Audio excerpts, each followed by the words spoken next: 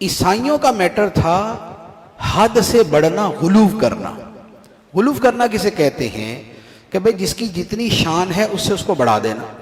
اللہ تعالیٰ نے عیسائیوں کے بارے میں فرمایا یا اہل الکتاب لا تغلو فی دینکم، اے اہل کتاب اپنے دین میں غلوف نہ کرو، ایکسیڈ دا لمٹ، حد سے تجاوز نہ کرو۔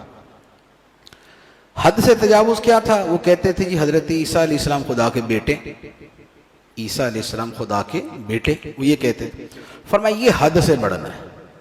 ہمارا عقیدہ کیا ہے کہ ہمارے نبی صلی اللہ علیہ وآلہ وسلم کائنات میں سب سے افضل ہے، کائنات میں سب سے افضل، نہ آپ جیسا ہوا نہ ہوگا۔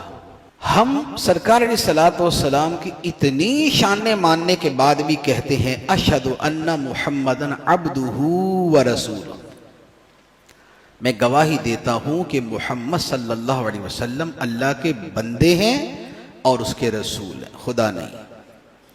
اچھا پھر ایک اور بڑی خوبصورت بات عرض کروں، نبی پاک علیہ الصلوۃ والسلام کا جو میلاد منایا جاتا ہے، اس میلاد کی ایک بہت بڑی حکمت یہ ہے کہ نبی کو خدا نہ مانے، کیونکہ خدا وہ ہے لم یلد ولم یولد، جس نے نہ کسی کو جنا اور نہ وہ خود پیدا ہوا۔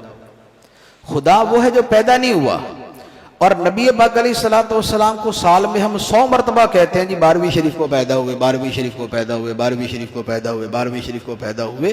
تو یہ جو 12ویں کا اتنا اعلان کرنا ہے، یہ اسی شرک کا رد ہے، توحید کا اثبات ہے۔